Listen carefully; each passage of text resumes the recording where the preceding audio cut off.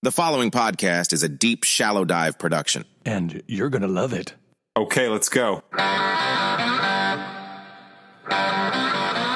If you take 100 black ants and 100 red ants and put them together in a glass jar, nothing happens. But if you shake the jar, the ants will start killing each other. The red ants will see black as the enemy, and the black ants will see red as the enemy. But the real enemy is the person who shook the jar. The same's true of society. Before we fight each other, we need to stop and ask ourselves, who shook the jar? Hey, what's up, everybody? I love that. I really love that. I saw that on Instagram, and there's like a bunch of versions of it. I don't know where the original quote came from. I actually think it was from Peaky Blinders. You ever watch the show Peaky Blinders on Netflix? It's actually awesome. It's one of my favorite shows.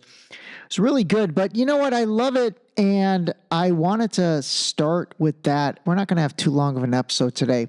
Kind of want to, man, there's like craziness going on, and there's like so much I want to talk about. I swear I feel like I could like literally turn into Ed TV, Ray D TV, and like a live stream 24/7 and just constantly talk about stuff, but I'm not going to do that.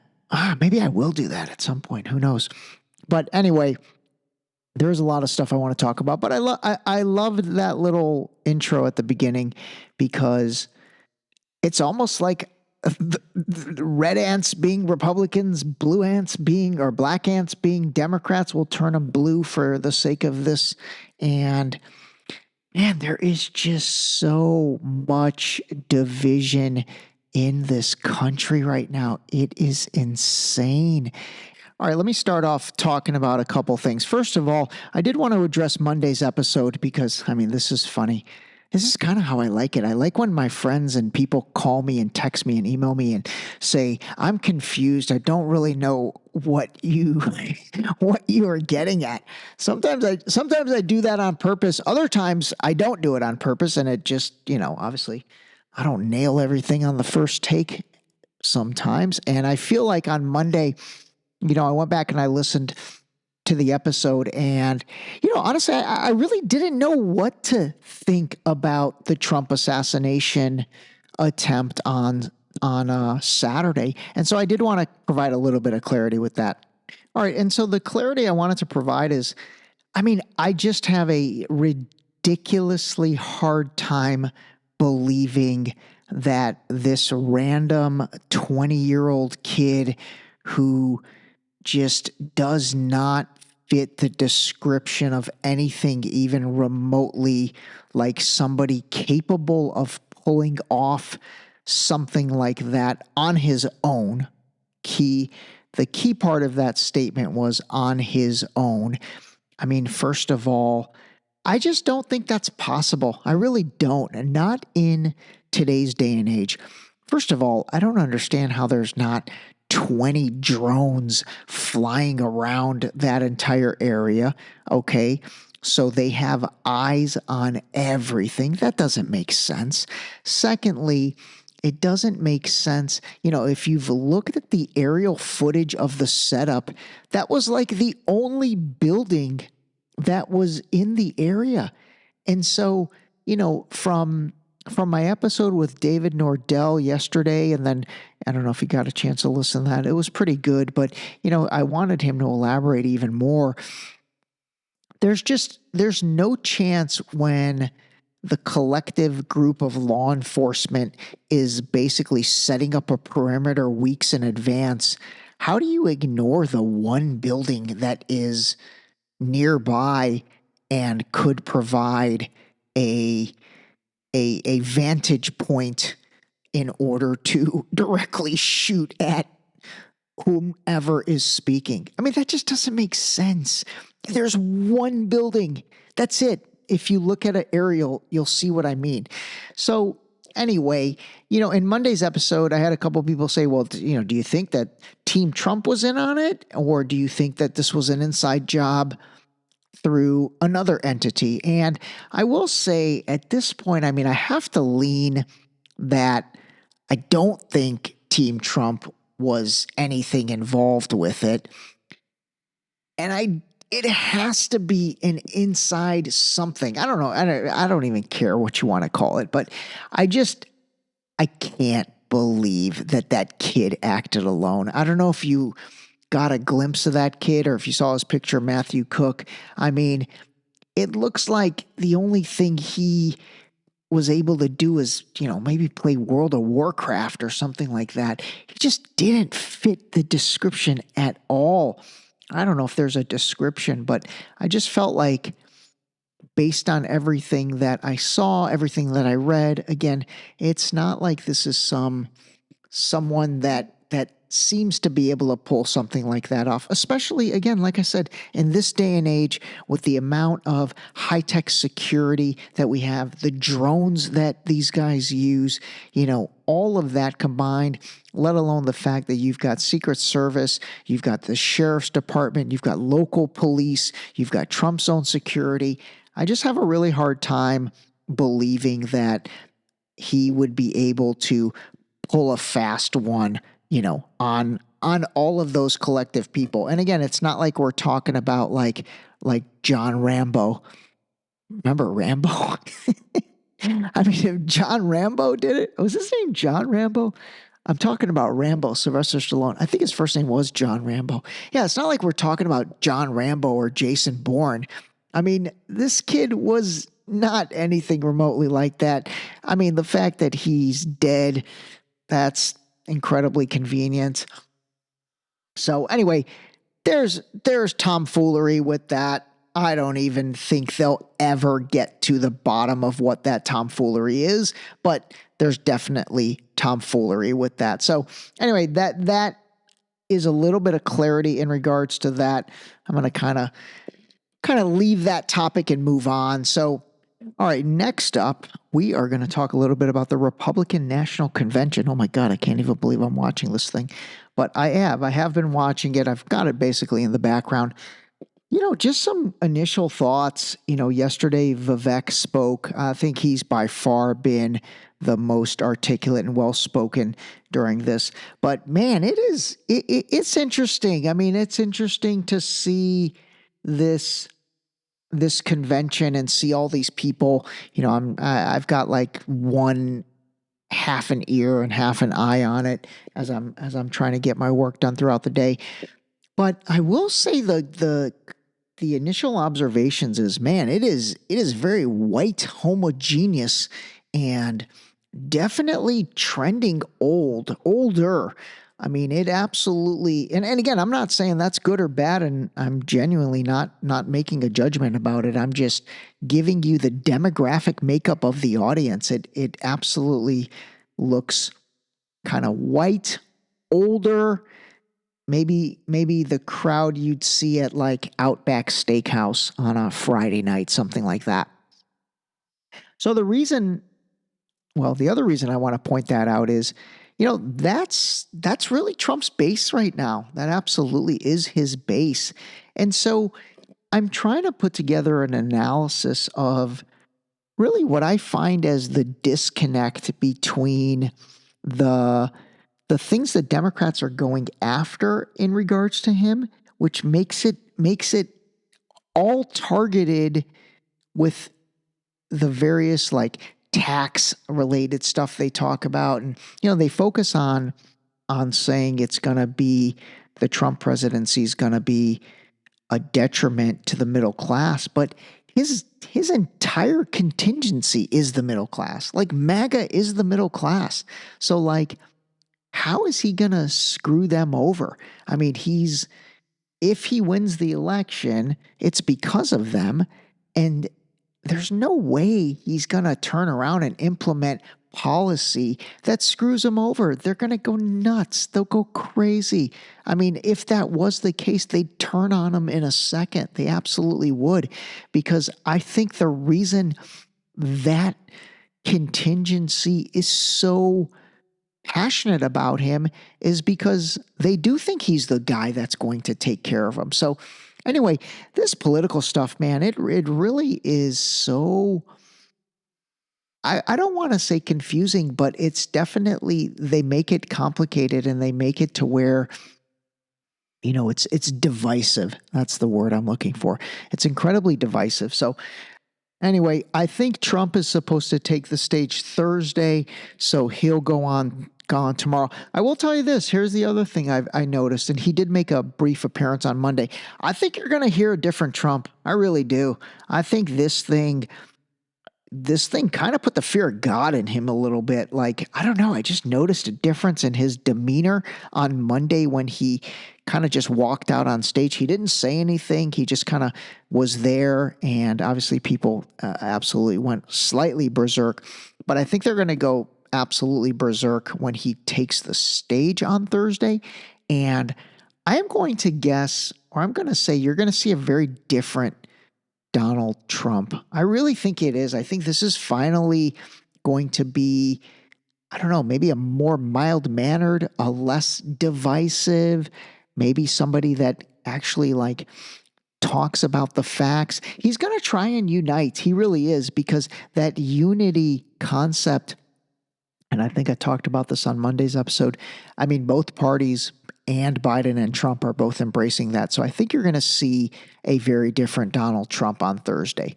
All right. The other thing I did want to say is, if you didn't get a chance to listen to yesterday's episode with David Nordell, he's a really good guy and he's a really interesting guy. And, I felt like there were some things in the episode that we could have done better.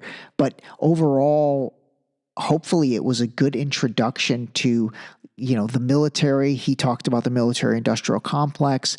He talked about, various other things, outside of even his take on kind of the Trump assassination, which we started the episode talking about that. But anyway, that's an interesting one. And like I said, I've got a variety of interviews that I'm just going to kind of intersperse into the week. And some of them I will try to give like a little intro so you understand what you're about to listen to. Others that I think will be completely self-explanatory, I won't really do that, because I think you'll just get a chance to kind of understand what they're all about as soon as we start talking about them. So anyway, that's that on the episode yesterday. And then totally random and off topic, something I did want to talk about is that, this is funny. This is going to be like so random. Even though I'm not a big LeBron fan, and I think I mentioned that in the ChatGPT Sports episode, I do think it is ridiculously cool that him and his son are playing in the NBA together. I mean, that is pretty cool. That is actually very cool. And again, whether Bronny deserves to be on that roster or not, whether he deserves to be in the NBA or not, obviously that's a separate discussion. And I know, most basketball pundits and really even a lot of people don't think that, and they think if his name was anything besides James, there's zero chance. And that's probably true. I mean, his stats at USC were nothing. I mean, I think he averaged like 3 or 4 points a game and really got very little time. But regardless of all of that, that is pretty cool. I mean, wow. What an experience for LeBron and obviously Bronny. I think it's actually cooler for LeBron. So anyway, I did want to say that because I do think that is ridiculously cool. All right, so next thing I want to talk about really quick is, this is pretty funny. There was a leaked video, and I would play it, but the audio is pretty difficult to decipher and pick up on. But anyway, there's a leaked, quote unquote leaked. It's a video that RFK Jr., Robert F. Kennedy Jr. put out that is basically, it's like he's having a phone conversation with Trump, and it's like he's in a hotel room. There's an American flag in the shot. He's standing next to an American flag, and he's got the phone on speaker, and he's having a conversation with Trump with his phone, and then somebody's filming it. And so they, again, quote unquote, leaked it. But they're basically talking about the vaccination schedule for children. It's an interesting clip because you've got Trump and RFK Jr. basically both agreeing that the current vaccination schedule for children and babies needs to be looked at and revamped potentially. And so, again, I mean, I thought it was the concept sounds good to me. I think that schedule absolutely needs to be revamped, and I have never had kids go through that process. But from the research I've done, it's pretty insane how many vaccinations kids need these days, and whether those vaccinations end up, causing other things. I know that is a highly controversial topic, but I mean, it's plausible. It's plausible. So it's interesting that those two are talking about it, or it's interesting that they released that clip. And so in my mind, I think that was all done on purpose. They had that conversation, and that is going to set up this will be another prediction, see if it comes true. That is going to set up RFK Jr. if Trump wins and if he gets to office, which you guys know, I don't know. I just don't think that's going to be quote unquote allowed. But let's say I'm totally wrong about that and he gets in. I think that video that was released is pretty much setting things up for him to become the chairperson of the FDA. So the Food and Drug Administration, I think that job is going to go to RFK Jr. So we'll see about that. And I think that video was kind of the clue that was going to happen. At least that's how I took it. All right, next topic. You may have seen some things on this. This is just ridiculous. I'll set it up with a Ray D original. If the dots are that easy to connect, they are probably not the right dots. We have breaking news about an assassination plot by Iranians against Donald Trump. Let me read to you this breaking news that we are reporting from 3 U.S. officials who have been briefed on the matter. The U.S. obtained intelligence in recent weeks about an Iranian plot to assassinate Donald Trump. That information led the Secret Service to increase security around the former president. So the reason I played that was a couple. First of all, I mean, oh my God, it's just so ridiculous. And then secondly, the hilarious part was, so that was being reported on MSNBC and CNN, right? So probably the two most left-leaning organizations.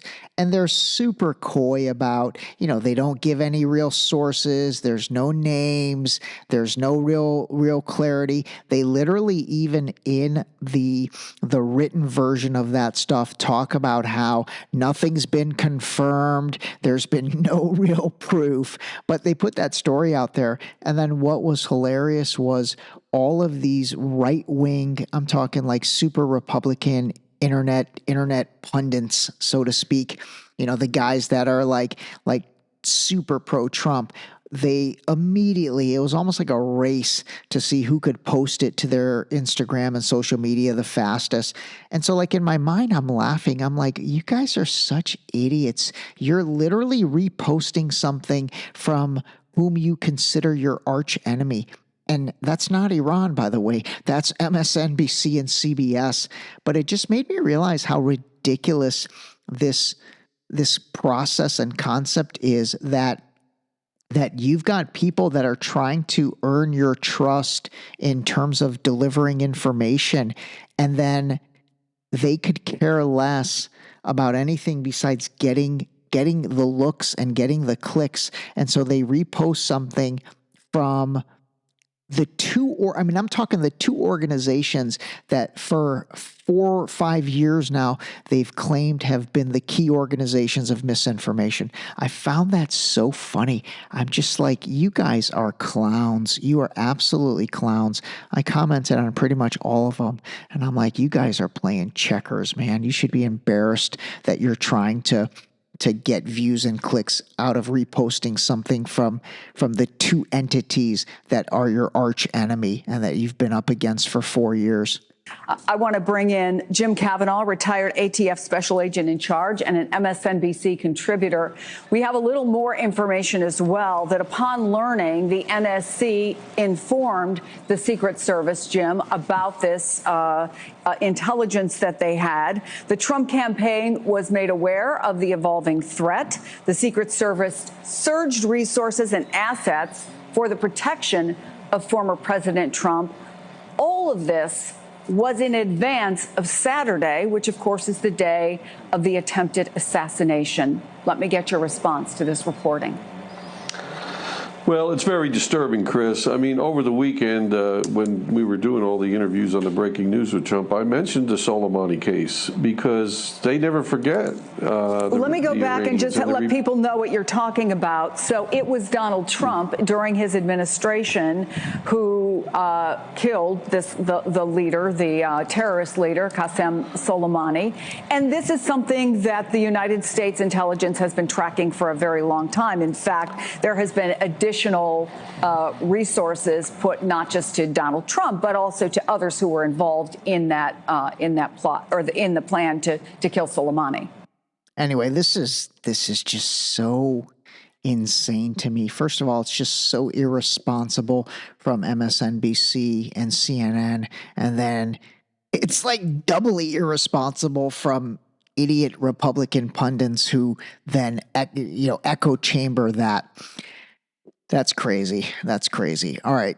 Last thing. I took so long with this. I got a chance to actually listen to Nikki Haley and Ron DeSantis talk as well at the Republican convention yesterday.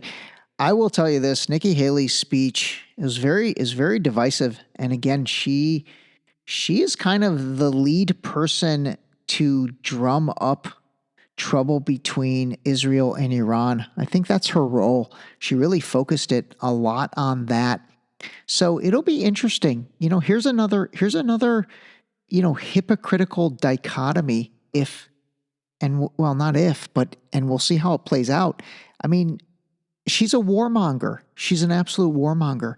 And so it seems like the American people don't want war. They don't want to send another $100 billion to Ukraine.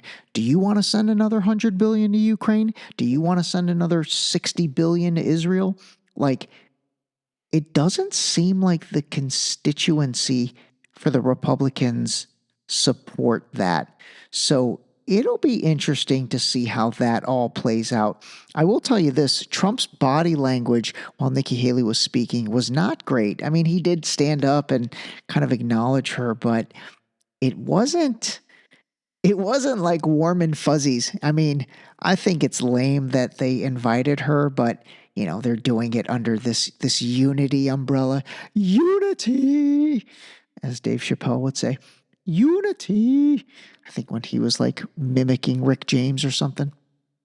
But anyway, so Nikki Haley's role at this thing, she's a total warmonger, man. She is. She really is.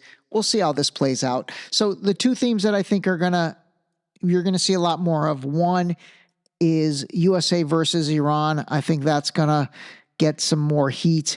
And then Christianity versus Muslims. I really do. I think they're going to take it down a religious war. And then within the United States, I mean, this civil war concept, we might even be past that already. Maybe that got taken off the table due to the attempted assassination attempt. Yeah, I guess. Anyway, we'll see on that U.S. Civil War, but I do think the two things we're going to see and hear a lot more of is U.S. versus Iran, and then Christians versus Muslims. All right, quick shout out. I haven't even met her myself, but the nice gal that cuts my niece and nephew's hair, Cindy, wanted to give her a shout out because my niece told me, she's like, every time I'm getting my hair cut, Cindy always raves about your podcast. So I was like, you know what? Good. I appreciate that. So thank you, Cindy. I really do appreciate that. Shout out to you. You do a great job with their hair, as well as my brothers. I don't know if you cut my sister-in-law's hair or not, but anyway, overall, you're doing a nice job with your hair. I might have to come down to San Diego one time and get my hair cut by you. That'll be fun. All right, everybody. Have a great day. Call a spade, and man, let's just keep talking about things and searching for the truth. All right, talk to you later. The ending was terrific. This episode was brought to you by the new book Deep Shallow Dive Into You, available now on Amazon and Barnes & Noble in hardcover and paperback. Don't forget to sign up for our new mailing list on our website at deepshallowdive.com.